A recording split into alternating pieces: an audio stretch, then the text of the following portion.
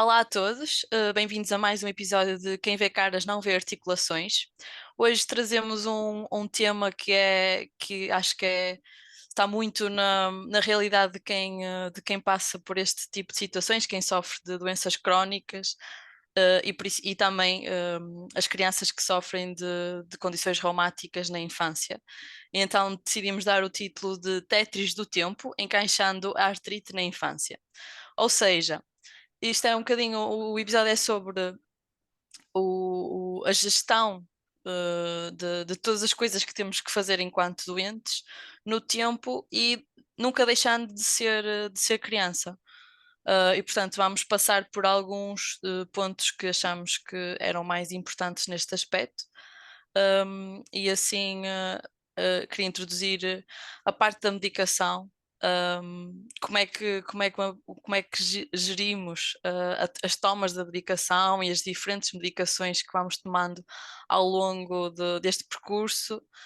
Bruna, o que é que tens a dizer sobre esta parte? O que eu tenho a dizer nesta parte é eu nunca tive uma toma muito regular de medicação. Eu nunca tomava diariamente, era semanalmente. Então eu encaixava sempre nas sextas-feiras, que foi o dia em que estipulei com os meus pais, em tomar. No início tomava os comprimidos, mas nunca me adaptei bem. E depois fui para os injetáveis, que pronto, era menos mau, mas mesmo assim mau.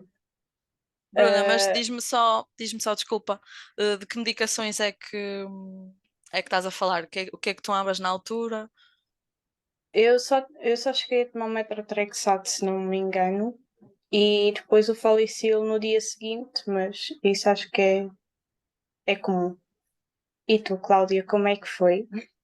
Olha, se calhar a minha experiência é um bocadinho diferente, porque também fui diagnosticada um bocadinho antes de ti, em termos temporais mesmo, portanto, já foste diagnosticada numa altura em que tinha uma abordagem provavelmente diferente e em que sabia mais sobre este tipo de doenças. Mas, portanto, eu fui diagnosticada aos 4 anos, tu, se não me engano, foi aos 8, foste aos 8 diagnosticada, não foi? Aos 6, por 6? aí, Ok. sim.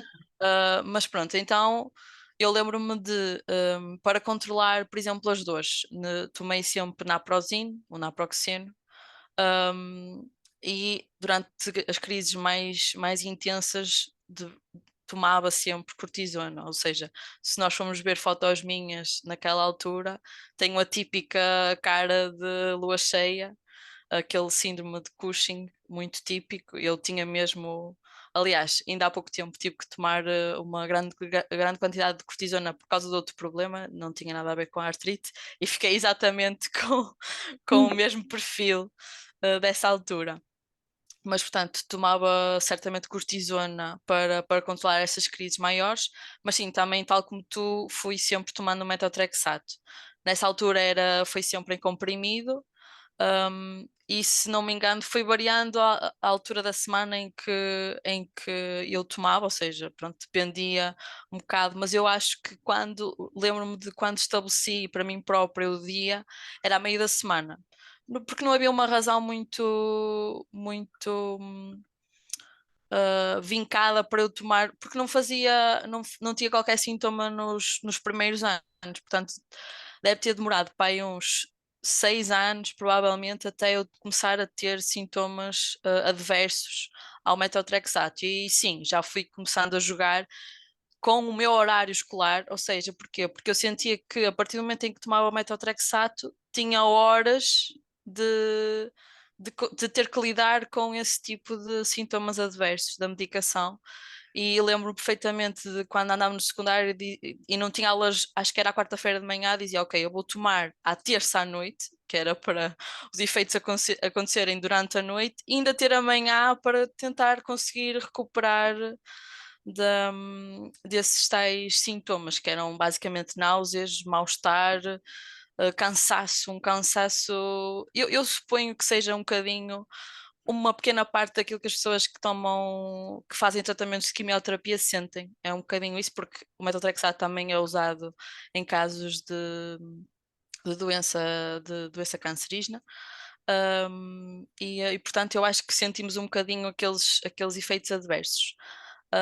A partir daí, e acho que tu também sofreste um bocadinho do mesmo, foi à medida que as semanas passavam e tínhamos que tomar outra vez o metotrexato, os sintomas eram cada vez pior. Sim. E eu acredito perfeitamente que fossem sintomas psicológicos, ou seja, já era o próprio corpo. Agora, eu não sei que tipo de comunicação é que pode existir, mas que realmente é uma sensação de total resistência a tomar a medicação. Eu não sei quanto a ti, mas eu só de imaginar os comprimidos a tilintar dentro do frasco eu já começo a sentir náuseas, já fico nauseada, só de imaginar aquela cor amarela dos comprimidos Pois, é já. como eu. E é uma coisa. É terrível. Não sei se queres contar o resto da experiência com metotrexato. Eu com comprimidos, eu lembro-me, eu por acaso não me lembro até que idade é que tomei os comprimidos, mas eu troquei muito cedo. Eu lembro-me que troquei assim muito cedo de comprimidos para injetável. Mas experimentámos primeiro tomar com água e eu sei que odiei água durante uns bons tempos. E depois é um iced tea de limão que eu também experimentei e eu até hoje não bebo iced tea de Já limão. criaste Porque aversão aos próprios truques para tentar tomar a medicação. sim, Sim, sim, sim, sim. sim. E mesmo não tomando medicação agora, só de me lembrar da caixa do metotrexato, eu fico com arrepios e com náuseas. É algo totalmente psicológico, Sim. mas que nos causa algum mal-estar que não recomendo. Sim, sim, é terrível e só queria se calhar chamar a atenção, eu acho que tu também sofreste do mesmo, que foi, pronto, chegámos a um ponto em que nós próprios dizemos, não, eu não vou tomar, não consigo tomar, não é não quero, não é uma revelia, não é nada, é o nosso corpo impede-nos de tomar aquela medicação e portanto o que aconteceu comigo é que eu quase que em segredo deixei de tomar o metotrexato. Nessa altura eu já estava a fazer a complementação com o biológico, portanto, provavelmente não deixou que as coisas descambassem, mas queria chamar a atenção que quem nos vê, pais e os jovens que nos veem, não façam isso. Sejam diretos com o vosso médico, ele vai compreender. Podem dizer que é uma coisa super natural, de acontecer e até podem dizer que é da nossa cabeça e para não pensarmos nisso, mas é uma coisa que não é incontrolável, é mesmo incontrolável e portanto há outras soluções, a parte do injetável, eu agora faço injetável de metotrexato e não tenho qualquer sintoma. Portanto é uma coisa tranquila. Claro que é um injetável e sabemos que é diferente tomar um medicamento oral, é mais simples, do que estar a introduzir um injetável na nossa agenda, na nossa vida, mas acreditem que faz diferença e mesmo em termos penso que em termos de eficácia, consegue ser um pouco mais eficaz do que os medicamentos orais. Pronto, só para puxar um bocadinho ao tema outra vez do nosso podcast. uh, Portanto, o metotrexato normalmente é uma vez por semana e, portanto, seja injetável, seja oral, temos que marcar um dia e tomar a medicação. Os outros medicamentos que tomei eram sempre diários e, portanto, era aquele, normalmente de manhã, ficava a medicação tomada e já era como um hábito todos os dias ao pequeno almoço tomar aquela medicação. E portanto, acho que aí não é tão difícil, mas sim, os biológicos, o que eu tomo é 2 em 2 semanas, portanto, eu já tenho que ter uma agenda, basicamente para saber que semana é que tomo e que semana é que não tomo. Tenho tudo apontado na agenda. Normalmente, antes, sei qual é o dia, vou ver, ok, hoje sim, para a semana já não é. E vou ver o dia e também o que eu faço é apontar o sítio em que dei a última injeção para não voltar a Sim, dar a próxima vez na mesma zona. pois. E portanto tenho isto tudo apontado na agenda, portanto isto é quase que nós precisávamos de uma secretária para nos ajudar a gerir tudo isto, e isto só falando de medicação. E, porque depois há outro mundo Pois, para gerir, não é? Ah, sendo elas consultas e exames, como é que tu sim. gerias? Também colocavas na tua agenda? Ah, Olha, enquanto criança, pronto, isso ficava a cargo, tudo que era de exames, consultas, ficava tudo a cargo dos meus pais, mais da minha mãe, e portanto era um bocadinho mais fácil. Depois, quando já passei a ser eu, teve que entrar uma agenda porque e claro que a minha mãe teria provavelmente uma agenda para, para fazer essa gestão, porque senão seria impossível. E sendo sincera, principalmente quando entrei para a universidade, ou seja, eu fiz a universidade em Aveiro e era acompanhada aqui em Guimarães, no serviço de autoimunes. E portanto tinha que gerir, mesmo os exames sanguíneos e por aí fora, tinha que gerir o estar cá, em Guimarães, não é? E tentar gerir essa parte da universidade, porque eram sítios geográficos diferentes, portanto tinha que gerir toda essa questão. E tu, Bruna, como é que eu é um gerias isso? bocadinho semelhante a ti. Quando eu era mais pequena, era a minha mãe que cuidava desses assuntos. Agora, quando comecei a fazer os 18 anos, a partir dos 15, ela já dizia então, e sabes quando é que é a consulta, mas era sempre algo em que eu tinha apontado e ela também, por isso se eu me esquecesse, não havia qualquer tipo de problema. Agora, quando foi a parte em que a minha mãe tentou dar um bocadinho mais de liberdade, sinceramente, senti um impacto maior do tipo, ok, agora sou eu que vou ter que lidar com isto mesmo a sério. E comecei a ter a agenda no telemóvel, porque para mim é muito mais fácil Sim, o telemóvel, eu posso sim, pegar nele e perceber quando é, porque às vezes dá-me, estou no meio de uma fila à espera de alguma coisa e dá-me, quando é que eu tenho consulta de reumatologia? Ah, mas eu tenho que ter cuidado porque tenho que ser 2 dias antes, tenho que ir às análises. E então tenho que sempre colocar. E nos exames é a mesma coisa, é colocar na agenda e tentar agendar sim, como eu consigo. eu até tenho uma história engraçada quanto a isso. Eu já não me lembro bem em que altura foi, mas portanto eu estava em Guimarães, portanto não estava em AB, já não foi mal. E passou-me completamente que tinha exames de sangue nesse dia. E eu acordei, eram pai 10 da manhã, e não sei como, a minha cabeça disse: Ah, quando é que são os exames de sangue? E fui ver. E eu assim, é hoje. E a hora era tipo 9 e qualquer coisa assim.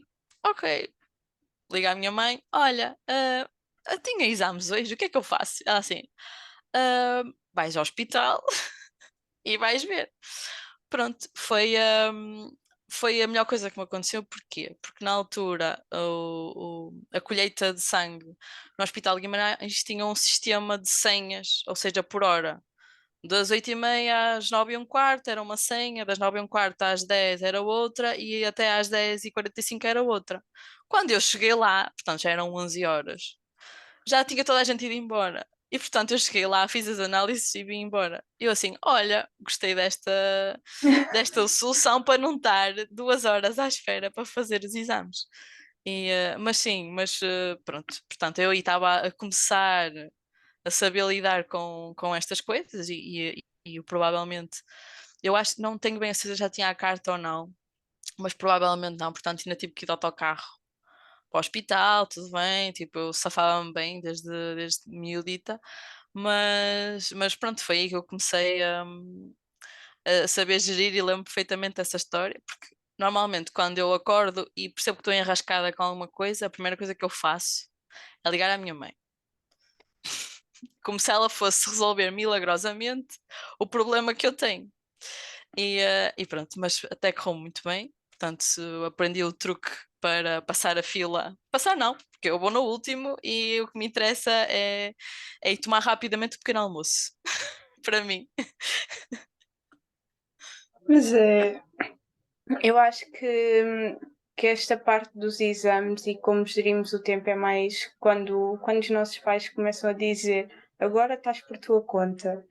E aí é que tu vês, é do tipo, até hoje, a minha mãe particularmente não vai comigo às consultas agora. Eu tenho carro, tenho a carta, é do tipo, desenrasca-te. Mas eu até hoje digo, mãe, mas pode ser neste dia. E ela, Bruna, tu é que sabes. É que sabes. Tu é que sabes a tua vida. O que é que estás a fazer? Tens testes, tens exames, tu é que sabes. E eu fico, pois, só eu é que sei mesmo, porque eu não preciso dela. Claro, E é muito claro. estranho para mim. É realmente. E pensar que estou tipo. É que estamos a crescer e é normal o nosso crescimento e os nossos pais darem-nos mais independência, mas é realmente muito estranho gerir sem pensar do tipo, ok, e a minha mãe? Será que a minha mãe consegue neste dia? É, Sim, mas sim. acho que é engraçado passar por esta É, fase. eu não me lembro exatamente do momento em que passei a ser eu a gerir, mas provavelmente foi quando depois deixei de ir à reumatologia pediátrica, porque aí fazia consultas em Santo Tirso, e em Santo Tirso, sim, em Santo Tirso, e portanto aí os meus pais tinham que me levar, portanto tinham que ir comigo e também me acompanhavam, a partir do momento em que depois deixou de ser pediátrico e passei a ter acompanhamento mais próximo aqui no Hospital de Guimarães. Pronto, aí já passou a ser tudo muito mais simples e acho que nas primeiras consultas eles ainda vinham comigo, ou a minha mãe ou o meu pai, dependendo. Mas depois também tenho grande confiança com a minha médica e portanto passei a ir sozinha e a fazer esse tipo de coisas, mesmo os exames e tudo, passei a fazer sozinha. Também não fazia sentido, já à maior de idade, estar a despender tempo dos meus pais, não é? Escusávamos estar duas pessoas a gastar tempo com uma coisa que era mais ou menos rotineira.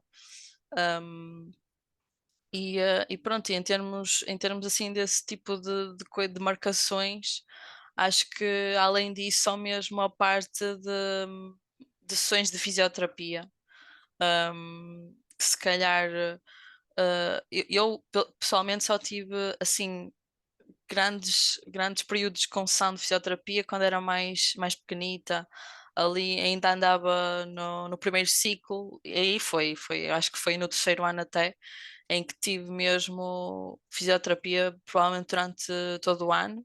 Lembro-me que era ali um esforço de gestão, porque era exatamente na hora do almoço, eu fazia o período misto, ou seja, fazia um pouco de manhã, aulas de manhã e aulas à tarde, e portanto ali no meio tinha fisioterapia, a minha mãe fazia uma corrida do trabalho para me ir buscar, para me levar à fisioterapia e voltar. E aí era um exercício bastante grande, difícil e desgastante também nessa altura, porque lá está, eu acho que às vezes temos que ver este tipo de coisas, porque há coisas que têm que ser feitas, a medicação tem que ser feita, os exames e as consultas têm que ser feitos. Sessões de fisioterapia são muito importantes, principalmente quando estamos em crise para manter a mobilidade das articulações, mas não nos podemos esquecer que continuamos a ser crianças e tem que Claro, haver tempo para uma vida como uma criança normal, porque somos crianças normais. Temos esta é um adicional, complemento. um complemento, e acho que é isso. Eu não sei se queres acrescentar mais alguma coisa à parte desta parte de sessões de fisioterapia ou outras áreas complementares da medicina. O que eu tenho é, agora deu-me esta dúvida, como é que tu fazias para gerir a fisioterapia com a escola e no mesmo dia se tivesse alguma consulta de reumatologia? Tu disseste agora que em Santo Tirso, até à tua casa era um bocadinho, uma distância maior. Pronto, eu Uhum, sempre tive uma distância de 30 minutos do hospital, por isso uhum, eu conseguia conjugar, às vezes faltava 30 minutos de aula para conseguir depois conjugar também com o tempo de almoço, só almoçava com a minha mãe, ia logo para as aulas e uhum, não perdia tempo de aula útil e mesmo no básico, no sétimo até ao 12º, eu conjugava nos dias em que não tinha aulas à tarde, ou nos dias em que não tinha aulas de manhã, ou se não faltava a uma ou duas aulas, mas era algo sempre muito supérfluo. Acho Uhum. que não tiveste essa experiência, porque se moravas assim um bocadinho longe e tinhas essas Sim, sessões. então, vamos nos pôr num contexto de terceiro ano, ou seja, em que eu tive uma crise muito maior, tinha horário misto, aulas de manhã, aulas à tarde, e fazia fisioterapia à hora de almoço, e imaginemos que tinha consulta nesse dia. Normalmente as consultas marcávamos sempre para o final da tarde, tipo 7h30, a minha médica na altura dava consultas para aí até às 8h, e portanto, normalmente também para não atrapalhar o horário de trabalho dos meus pais, ficava sempre para essa altura. Daqui a Santo Tirso também não é assim tanto tempo, devem ser pá, aí 40 minutos na autoestrada, 40, 50 minutos, que seja uma hora, pronto. Era sair lá para as 6, às 7 estaríamos em Santo Tirso e pronto, já estávamos a tempo da consulta. A parte da fisioterapia à hora do almoço era mesmo uma correria, era eu sair um bocadinho mais cedo antes dos meus colegas irem almoçar, a minha mãe vinha-me buscar, ali a dar tudo para chegar a uma hora de sentar a fisioterapia, fazia fisioterapia, sinceramente, acho que almoçava depois, numa rapidez, e voltava, chegava um bocadinho depois dos meus colegas já terem entrado e voltava para as aulas. Claro que nesse momento o mais importante também é um bocadinho a compreensão do nosso professor, que foi um Sim. bocadinho difícil, anexando a tudo isto, nesse ano, a professora não era a pessoa mais compreensiva que, que se possa imaginar. Então foi um bocadinho difícil, porque além disto tudo, houve dias dessa altura em que eu acordava com muita rigidez matinal, ou seja, acordando à hora suposta para ir para a escola e eu não estaria pronta à hora de começar as aulas, porque precisava de um banho de imersão com água quente para começar a mexer algumas articulações. E pronto, e a professora aí não foi a mais compreensiva no início, mas tudo, tudo se resolveu e tudo aconteceu. Mas é uma gestão muito difícil e tanto para a criança que na realidade está sob stress, não é? Porque quando chega à escola já todo uma série de atividades aconteceram no seu dia. Portanto, Pois. ela chega à escola, está estressada porque daqui a bocado tem que ir a correr para a fisioterapia, fazer fisioterapia e tem que voltar, não é?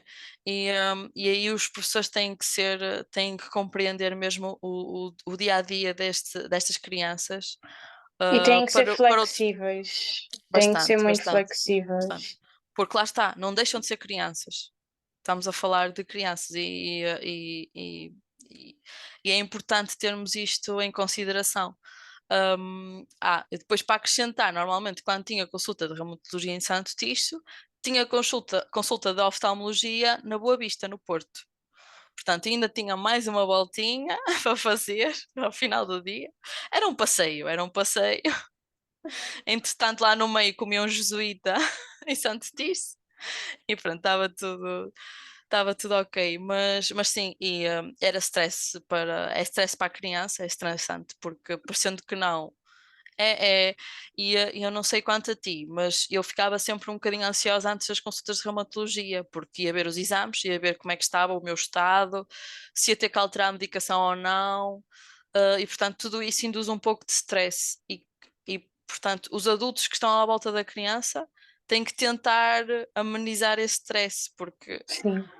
o que não é bom para doenças deste tipo, autoimunes, reumáticas, é o stress, porque é um fator muito desencadeador deste tipo de processos portanto, não há necessidade, não há necessidade Pois. absolutamente de criar um ambiente ainda pior.